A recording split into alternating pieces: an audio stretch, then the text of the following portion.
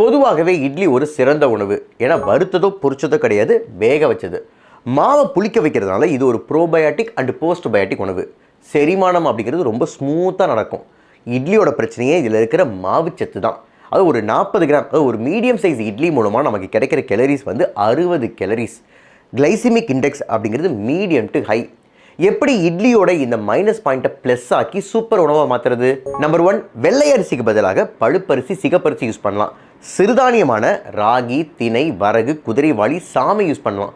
இது மாதிரி யூஸ் பண்ணுறது மூலமாக இட்லியோட புரோட்டீனும் அதிகமாகும், ஃபைபரும் அதிகமாகும். நம்பர் 2, உளுத்தம்பருப்புக்கு பதிலாக அதை விட புரோட்டீன் அதிகமாக இருக்கிற கருப்புளுந்து, பச்சைப்பயிறு, கொள்ளு, சோயாபீன்ஸ் யூஸ் பண்ணலாம்.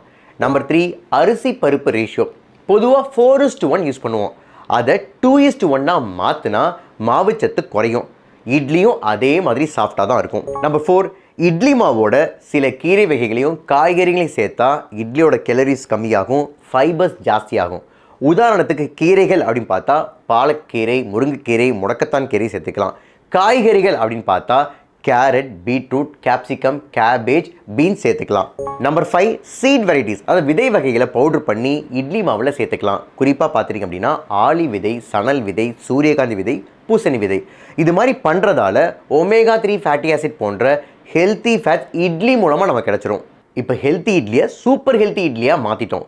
உங்கள் வீட்டில் நீங்கள் ஏதாவது ஹெல்த்தி மாடிஃபிகேஷன் பண்ணுவீங்க அப்படின்னா கமெண்ட்ஸில் சொல்லுங்கள், நாங்களும் தெரிஞ்சுக்கிறோம்.